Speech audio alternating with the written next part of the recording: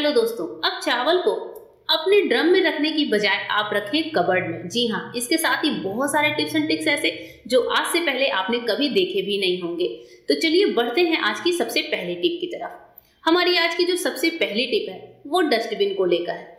Dustbin में polythene हम सभी बिछाते हैं। कभी भी ऐसा नहीं होता है दोस्तों कि हम पॉलीथीन बिछाए बिना ही डस्टबिन का यूज करें।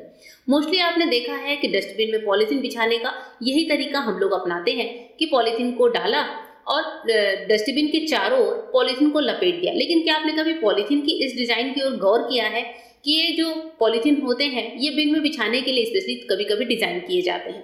तो इस बार ऐसा करिए कि पॉलीथीन को उल्टा कर लीजिए। जिस साइड से आपको लेना है इस तरह से उल्टा करके और फिर डस्टबिन में आप पॉलीथीन को सेट करिए। यहाँ पर इस तरीके से थोड़ा सा छोटा डस्टबिन है जो यहाँ पर मुझसे सेट नहीं हो रहा है। तो पहले हम क्या करेंगे, पॉलीथीन के मुंह को डस्टबिन के चारों तरफ अच्छे से सेट कर दीजिए कुछ इस तरीके से। जैसे ही हमारी पॉलीथीन सेट हो जाए उसके बाद से जो बीच वाला पार्ट है वहां पर इस तरह से हाथ डालकर डस्टबिन में नीचे पॉलीथीन को सेट कर दीजिए। जैसे ही आप इस तरह से सेटिंग करेंगे तो आप देखेंगे कि पॉलीथीन में जो डस्टबिन है उसमें पॉलीथीन चारों तरफ कितने बढ़िया तरीके से सेट हो जाती है, अंदर एकदम फैल जाती है। तो नेक्स्ट टाइम जब भी आप डस्टबिन में पॉलीथीन बिछाएं तो इस ट्रिक का यूज करें। पॉलीथीन को उल्टा करके और उसके मुंह पर सेट करें और बस हाथ डालकर आप पॉलीथीन को अंदर सेट कर दीजिए। पॉलीथीन बहुत अच्छी तरीके से सेट रहती है, साथ ही बहुत अच्छे तरीके से ये काम भी होता है। बढ़ते हैं नेक्स्ट टिप की तरफ। नेक्स्ट टिप है लहसुन छीलने को लेकर। लहसुन छीलना हम लेडीज के लिए सबसे ज्यादा मुश्किल भरा काम होता है। कभी दाल सब्जी हमने चढ़ा रखी होती है और उस टाइम पर अगर लहसुन छीलना है तो बहुत ही मुसीबत होती है, क्योंकि दाल का तड़का भी लहसुन से लगता है, सब्जियों में भी तड़का हम पसंद करते हैं लहसुन से। मुझसे भी लहसुन वाला ये काम जल्दी नहीं होता। मैं लहसुन छीलने में बहुत कमजोर हूँ और लहसुन आप देख रहे हैं मुझसे ढंग से छिले भी नहीं जा रहे हैं। तो मैं हमेशा जब भी मेरे घर में दाल सब्जी या फिर चावल वगैरह बनते हैं तो हम प्रेशर कुकर तो चढ़ाते ही हैं। तो जब मैं प्रेशर कुकर चढ़ाती हूँ दोस्तों, तो जब ढक्कन लगा देती हूँ उसके बाद से क्या करती हूँ कि एक लहसुन को लेकर प्रेशर कुकर के पास जहाँ पर ये विसल वाला जगह है इसके पास लहसुन को इस तरह से टक कर देती हूँ। इससे होता यह है कि जब भी प्रेशर कुकर में हमारी सीटियां उठती हैं इसकी जो भाप होती है उस वजह से लहसुन के छिलके बहुत अच्छे से सॉफ्ट हो जाते हैं। तो अब नेक्स्ट टाइम जब भी आप दाल सब्जी चावल कुछ भी चीज बना रहे हो प्रेशर कुकर में तो आप लहसुन को इस तरह से फंसा दीजिए। तो जब तक आपकी दाल उबलेगी, जब तक दाल ठंडी होगी, आप लहसुन को छीलकर तड़के के लिए तैयार भी कर लेंगे। इस तरह से आप लहसुन को छीलकर फ्रिज में स्टोर भी कर सकते हैं। आप एक ही नहीं बल्कि प्रेशर कुकर पर 2 से 3 लहसुन भी आसानी से लगा सकते हैं और सारे लहसुन बहुत अच्छे से सॉफ्ट हो जाते हैं। और इस तरह से बिना किसी खर्चे के हम अपने लहसुन को बहुत अच्छी तरीके से छील भी सकते हैं। अलग से माइक्रोवेव वगैरह में रखने से बिजली का भी नुकसान होता है। तो ये वाली टिप बड़े ही काम की होती है। चलिए बढ़ते हैं नेक्स्ट टिप की तरफ। नेक्स्ट टिप है हमारी स्प्राउट्स को लेकर। गर्मियों में ये स्प्राउट्स हम सब खूब यूज करते हैं। जैसे मेरे भी घर में ब्रेकफास्ट में मोस्टली हम लोग स्प्राउट्स ही खाना पसंद करते हैं। लेकिन स्प्राउट्स बनाने के बाद जब ये अंकुरित हो जाते हैं सारे अनाज, तो आपने देखा है 2 से 3 दिन में इसमें से स्मेल आने लगती है। और स्प्राउट्स में एक बार मैं ज्यादा ही करके रखती हूँ, कम से कम हफ्ते दिन का। तो हफ्ते दिन तक मैं स्प्राउट्स को कैसे सेफ रखती हूँ जिससे इसमें से कोई स्मेल भी नहीं आती है, साथ ही ये एकदम सेफ होता है और हफ्ते दिन तक हम इसे एंजॉय भी कर पाते हैं। अब जब हमारा स्प्राउट बनकर तैयार हो जाता है उसके बाद से मैं क्या करती हूँ, इसे 2 से 3 पानी अच्छे से वॉश करती हूँ और इसे इस तरह से किसी झरने में रखकर इसका पानी अच्छे से सुखा लेती हूँ। कोई बड़ा छन्ना ले लीजिए, स्प्राउट्स को 2 से 3 पानी वॉश करिए और अच्छे से इसका पानी निचोड़ने दीजिए। कम से कम 20 से 25 मिनट इसको ऐसे ही रखकर छोड़ देती हूँ। अब इसके बाद से जिस बर्तन में मुझे स्टोर करना होता है, तो मोस्टली स्प्राउट को स्टोर करने के लिए मैं स्टील या फिर कांच का बर्तन ही प्रेफर करती हूँ। तो जैसे मैंने यहाँ पर स्टील का बड़ा डिब्बा ले लिया है, इसमें मैं अपने सारे स्प्राउट्स को रख दूंगी। इस स्प्राउट्स में दोस्तों हम डालेंगे एक ऐसी छोटी सी चीज जिससे हमारा स्प्राउट हफ्ते दिन तक ना ही स्मेल करता है, ना ही खराब होता है, ना ही इसमें से बदबू आती है। क्योंकि इतने सारे स्प्राउट्स हैं जो आपको भी देखने से लग रहा है, तो ये कम से कम हफ्ते दिन तक मैं इनको चलाती हूँ। ब्रेकफास्ट में हम थोड़ा थोड़ा खाते हैं और ये हफ्ते दिन तक एकदम सेफ पड़ा होता है। इसके लिए मैं क्या करती हूँ, आधा नींबू का जूस लेती हूँ और इसे स्प्राउट में निचोड़ देती हूँ। बहुत ज़्यादा नहीं, सिर्फ हाफ नींबू का जूस इतने स्प्राउट में सफिशियंट है।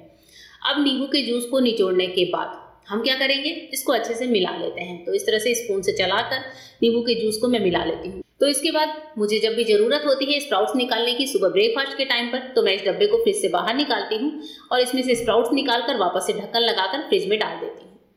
अगर आपको 4 से 5 दिन बाद लगता भी है कि स्प्राउट्स में से हल्की सी स्मेल आ रही है, तो आप सेम प्रोसेस रिपीट कर सकते हैं, यानी कि स्प्राउट्स को 2 से 3 पानी वॉश करिए, अच्छे से इसका पानी सुखाइए और फिर नींबू का जूस डालकर इसको स्टोर कर लीजिए। इस तरीके से स्प्राउट्स गर्मियों में भी आप आराम से हफ्ते दिन तक एंजॉय कर पाएंगे। बार बार अनाजों को अंकुरित करने की समस्या खत्म हो जाती है। चलिए बढ़ते हैं नेक्स्ट टिप की तरफ।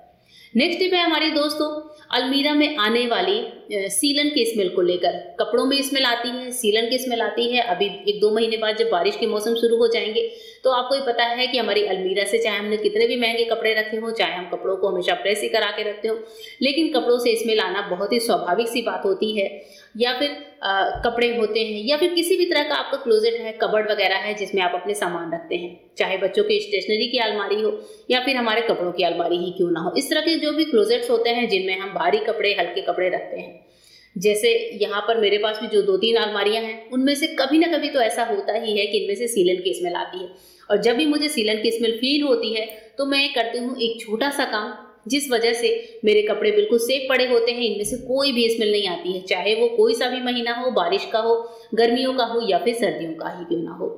तो आप भी को भी करना है ये छोटा सा काम। इसके लिए हमें लेना है लगभग 1 से 2 मुट्ठी चावल। नॉर्मल चावल कोई सा भी आप ले सकते हैं जो भी आपके घर में यूज किया जाता हो। ये नॉर्मल से राइस ले लीजिए और आपको लेना है कोई सा भी डिब्बा। मैंने यहाँ पर कांच का एक छोटा सा जार है जिसको इस्तेमाल किया है। आप प्लास्टिक का डब्बा या फिर कोई पुराना टिफिन बॉक्स वगैरह हो, कुछ भी आप ले सकते हैं। इस चावल को हम डाल लेंगे और इसके बाद से एक और चीज हमें डालनी होगी, वो मैं आपको दिखाती हूँ। हमारे पास घर में एसेंशियल ऑयल्स पड़े होते हैं, जैसे मेरे पास भी ये लेवेंडर का एसेंशियल ऑयल है। इस तरह के एसेंशियल ऑयल मोस्टली हम सभी के घरों में आजकल मिलते हैं, नहीं है तो आप मार्केट से लाकर रख सकते हैं। और अभी हम इसमें 2 से 3 बूंद एसेंशियल ऑयल की मिलाते हैं इस राइस में।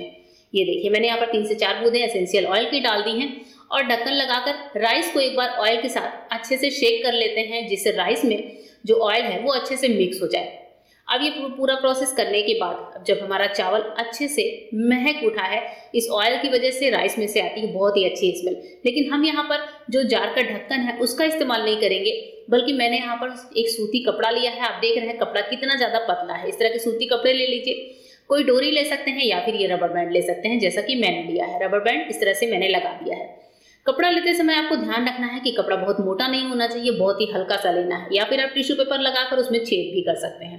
तो देखिए मैंने एकदम हल्का सा कपड़ा लिया है और रबड़ लगाकर जार का मुंह बंद कर दिया है। अब चलते हैं अपनी अलमीरा के पास, जहां पर भी सीलन की बदबू आ रही है, कपड़ों में एक अलग सी स्मेल है, तो कपड़े अलमारी से निकालने की बजाय आप चावल का ये जार अपने कपड़ों के बीच में रख दीजिए। इसे छोड़ दीजिए 1 हफ्ते 10 दिन के लिए, अलमीरा को बंद कर दीजिए। आप इसे इस्तेमाल करते रहिए, इस जार को ऐसे ही छोड़ दीजिए। आप देखेंगे दोस्तों 1 से 2 दिनों में ही आपके कपड़े में से जो अजीब सी सीलन की स्मेल थी, अलमीरा की स्मेल थी, या फिर लकड़ी की अलमीरा से भी एक अलग टाइप की स्मेल आती है, वो सभी कुछ दूर हो जाती है। इस तरह से एक छोटे से नुस्खे से हम अपने बहुत सारे पैसे बचा सकते हैं, अपने कपड़ों को खराब होने से बचा सकते हैं। चावल जो होता है वो अलमीरा के अंदर की नमी को सोखता है और जो इसमें एसेंशियल ऑयल है वो पूरे अलमीरा में एक खुशबू फैलाता है। तो कैसी लगी टिप जरूर बताइएगा। अब जैसे मेरे बच्चे की स्टेशनरी की अलमारी है, थोड़े से कपड़े भी मैं इसमें रखती हूँ, तो इस तरीके से इस तरह के क्लोजेट में भी हम अपने जार को इस्तेमाल कर सकते हैं। पूरी वीडियो कैसी लगी कमेंट करके बताइएगा। फिर मिलते हैं मेरे नए वीडियो में, तब तक के लिए गुड बाय, थैंक यू।